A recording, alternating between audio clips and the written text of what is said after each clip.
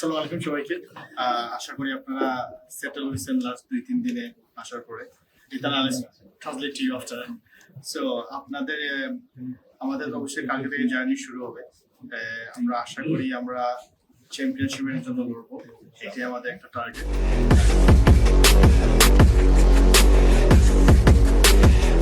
আমরা এখানে আসছি চ্যাম্পিয়ন হওয়ার জন্য, ইনশাল্লাহ চ্যাম্পিয়ন হবে আশা করছি।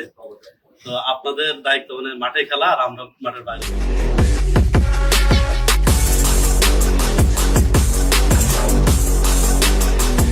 ভাইস ক্যাপ্টেন অ্যানাউন্সমেন্টটা আগে ফার্স্টে, তো এই বছরের জন্য আমাদের ভাইস ক্যাপ্টেন আফিক।